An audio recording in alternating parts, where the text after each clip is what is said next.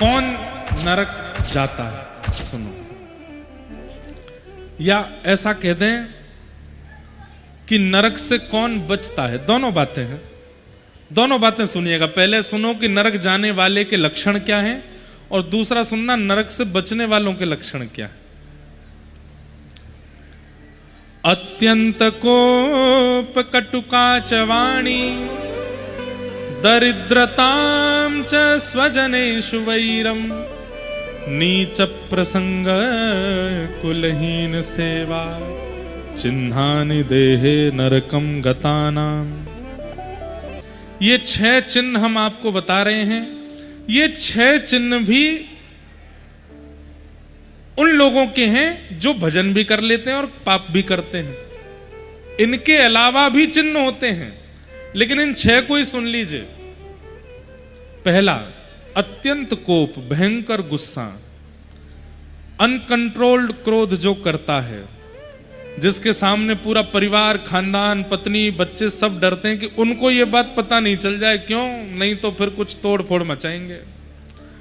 भयंकर गुस्सा आता है, छोटी छोटी बातों पर गाली गलौज करने लगते हैं, मार पिटाई तक उतर आते हैं, छोटी छोटी बातों पर लाल पड़ जाते हैं, और महाराज बिल उस समय बस पूछो मत क्या हो जाता है। ऐसे व्यक्ति को विदाउट वीजा एंट्री मिलेगी नरक में। इमिग्रेशन भी नहीं होगा, चेकिंग भी नहीं होगी उसकी।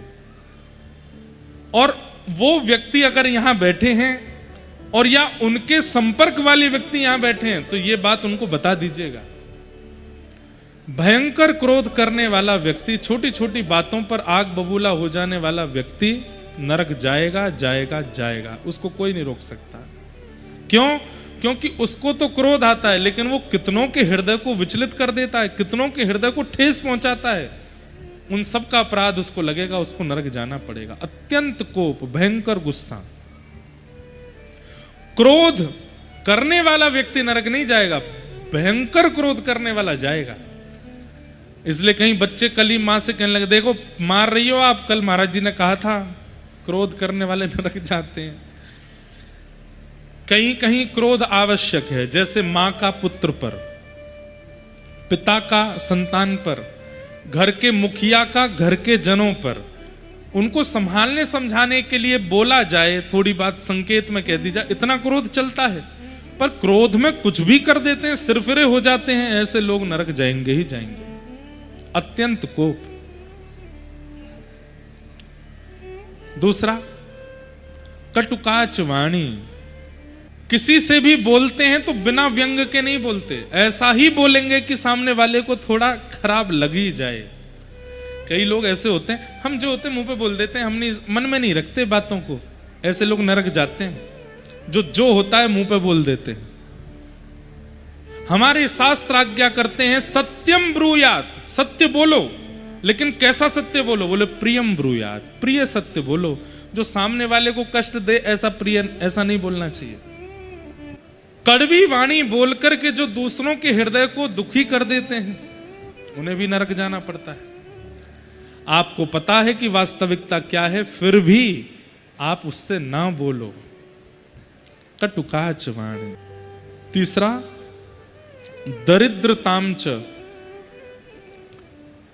मेहनत करने पर जो मिलता है उसमें संतुष्ट नहीं होते, सदैव असंतुष्टि बनी ही रहती है।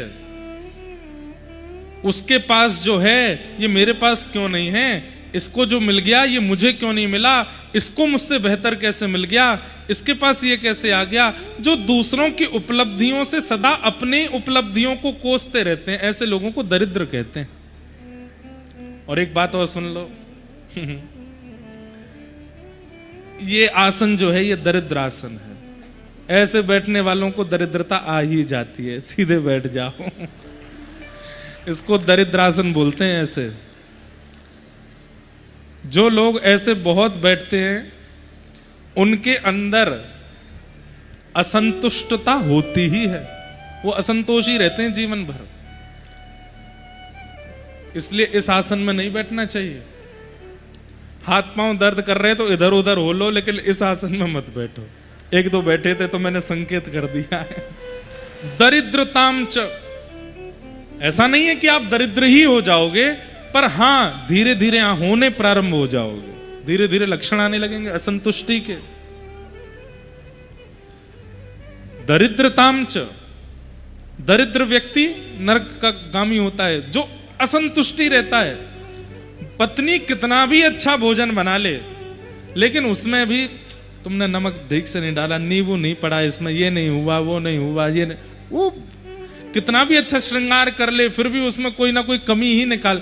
मतलब ये वो लोग हैं जो कभी संतुष्ट किसी चीज से होते नहीं। इनका काम एक ही है, कथा बहुत बढ़िया हुई, इतने लोग आए, हजारों लोग आए, महाराज जी ने बहुत बढ़िया कथा सुनो, फिर भी उनको कुछ ना कुछ निकालना है उसमें।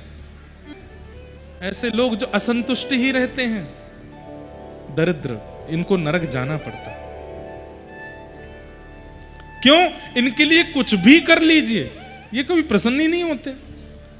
तो कौन कौन से चिन्ह हैं नरक जाने वालों के? अत्यंत कोप, कटुकाच वाणी, दरिद्रताम च, और चौथा आया स्वजनेषु वैरम, जो अपनों से बैर मानते हैं और परायों को ज्यादा अपना सगा मानते हैं, बाहर वालों को ज्यादा अपना हितैषी समझते हैं और अपनों को अपना शत्रु समझते हैं। ऐसे लोगों को भी नरक जाना पड़ता है। और अपनों में भी विशेष रूप से मां और पिता को अपना शत्रु मानते हैं, और जो 4 दिन का मित्र बना हुआ है उसके लिए सबको छोड़ने को तैयार हो जाते हैं। स्वजनेषु वैरम। नीच प्रसंग, अगला लक्षण क्या है? जो नीच लोगों का संग करते हैं, मांस खुद नहीं खाते, मदिरा स्वयं नहीं पीते, पर स्त्री गमन स्वयं नहीं करते, पर पुरुष गमन स्वयं नहीं करते, लेकिन जो मांस भी खाता है, जो मदिरा भी पीता है, जो स्त्री गमन भी करता है, जो पुरुष गमन भी करती है, गलत गलत सारे काम करने वालों का संग करते हैं।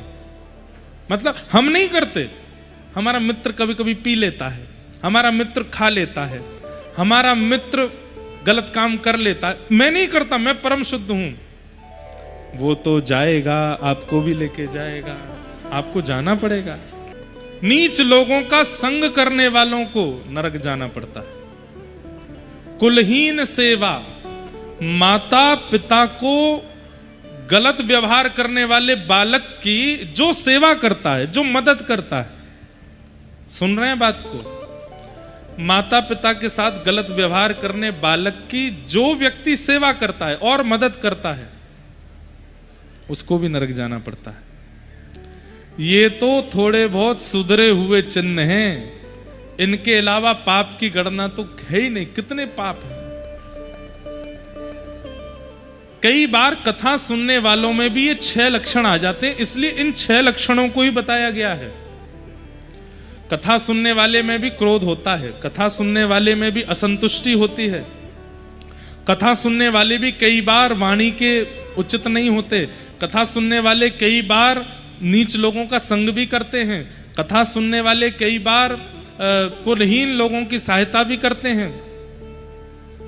इसलिए ये 6 बातें ही क्यों बताई गई हैं? क्योंकि कथा सुनने वाले में भी कई बार ये 6 लक्षण होते हैं।